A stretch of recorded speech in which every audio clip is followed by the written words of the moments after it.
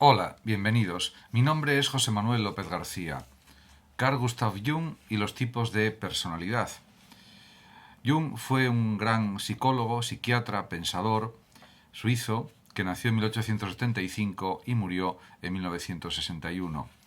Sin duda es una de las figuras claves de la psiquiatría y psicología a nivel mundial de todos los tiempos. De hecho, en vida fue muy famoso por sus descubrimientos en psiquiatría, en psicología, y es indudable que acumuló una gran cantidad de conocimientos, fue uno de los mejores psiquiatras de la historia y además fundó, entre otras cuestiones, la psicología analítica, también llamada de los complejos o psicología profunda. Conoció a Freud en el año 1907 y se dice que su primera conversación duró pues unas 13 horas, en las que intercambiaron ideas, planteamientos acerca de la psiquiatría, de la psicología, etc. Está claro que Jung estaba impresionado por el concepto de Freud de la represión de las ideas y también de los deseos en el inconsciente, que era entendido pues este fenómeno de la represión como un mecanismo de defensa, y también estaba asombrado por las teorías de la interpretación de los sueños de Freud. Realmente pues tuvieron pues muchas charlas, controversias, discusiones, análisis, pero Jung no estaba de acuerdo con algunos de los planteamientos de Freud a nivel de la psiquiatría, a nivel psicológico, y en el año 1913 rompieron su colaboración como grandes psiquiatras, que eran los dos, por las diferencias de Jung fundamentalmente acerca de la importancia del trauma sexual en relación con el concepto de represión.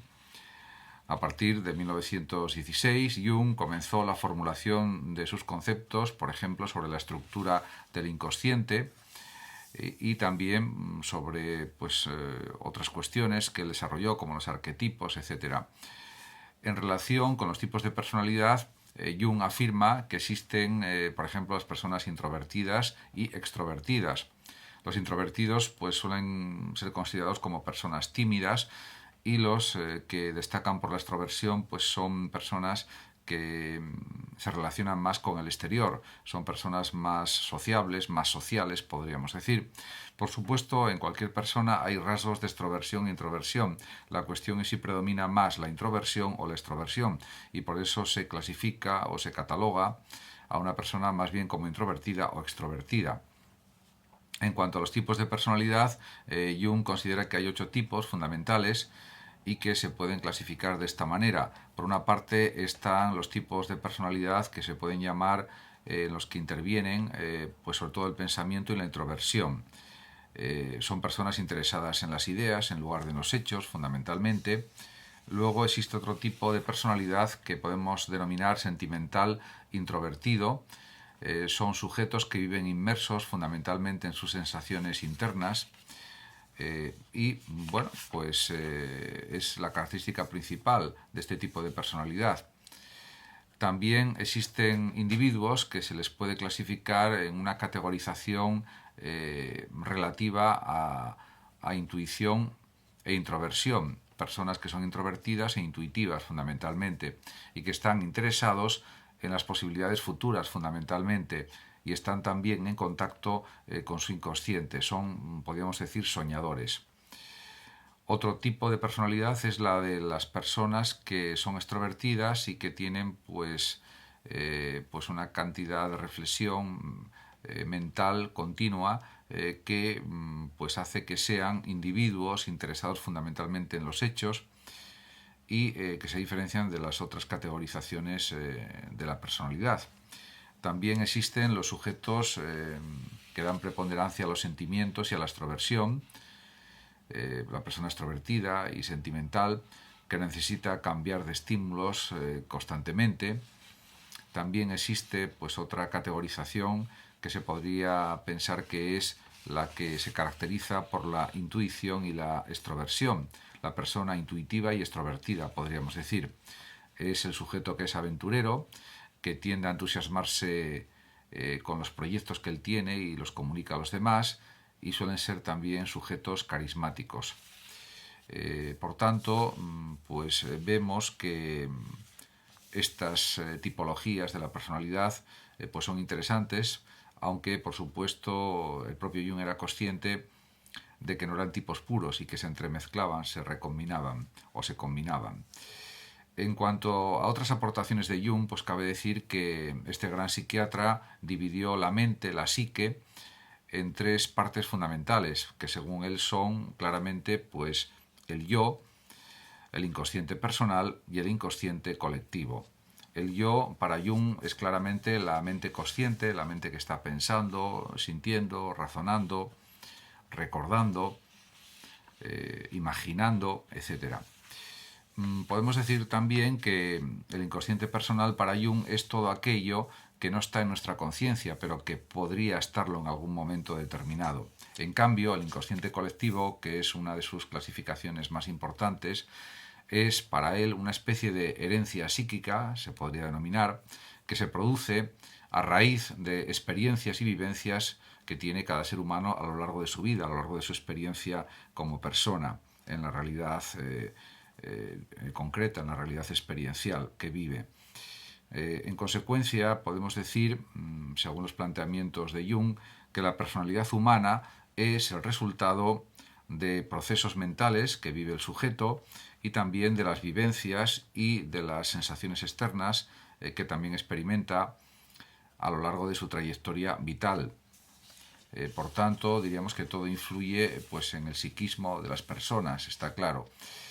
Además, Jung aportó pues, otras teorías, como por ejemplo la de los arquetipos, fundamentalmente los arquetipos sociales, pero también Jung, por ejemplo, pensaba que Dios era un arquetipo, una figura que da al ser humano significado y propósito en su existencia. Pero es que además, este gran psiquiatra suizo también habló de las funciones del pensamiento, de la personalidad, fundamentalmente, y dijo que en la personalidad hay sensaciones externas, fundamentalmente, también está la intuición, que para él es una forma de percepción que opera fuera de los procesos conscientes de la mente de cada individuo y por tanto daba una extraordinaria importancia y significación a la actividad intuitiva de cada sujeto, de cada individuo. También pues daba mucha importancia Jung a los sentimientos, a las emociones, diríamos en la dinámica del psiquismo, en la dinámica consciente de la persona también e inconsciente incluso también. Y por otra parte hay pues otra parte de su psiquiatría dinámica o de su psicología dinámica, podríamos decir, que son los complejos.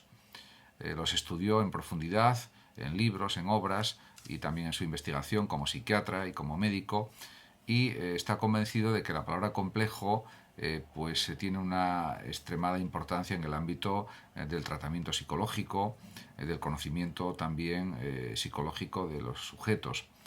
La palabra complejo además fue aplicada por vez primera en la psicología precisamente por Jung.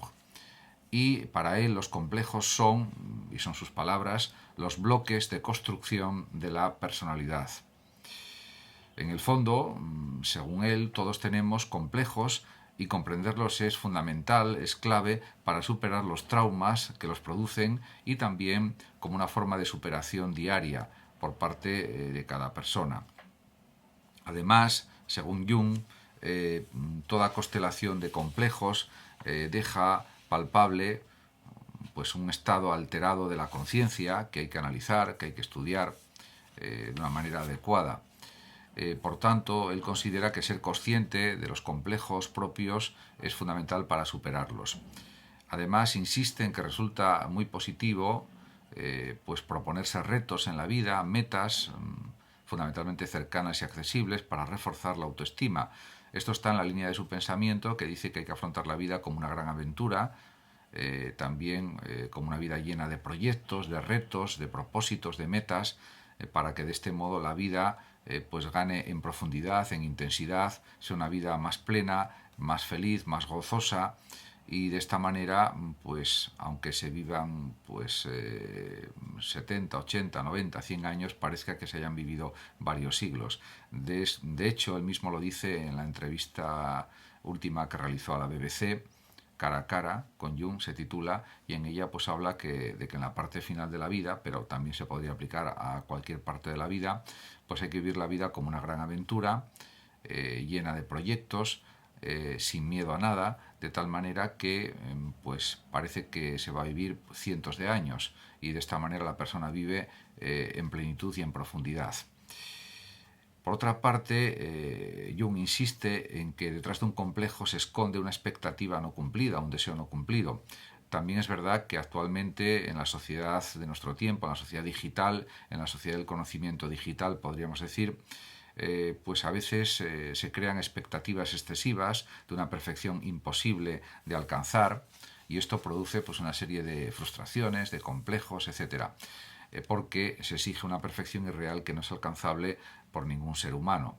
En este sentido, pues hay que volver pues a planteamientos más racionales, más sensatos, más coherentes, lo que no significa que no haya que tener propósitos profundos, que no haya que aspirar a grandes cosas en la vida, pero sabiendo también pues las limitaciones humanas y también los límites de la sociedad y los límites de la realidad y los límites existenciales de cada ser humano, basados fundamentalmente en la finitud.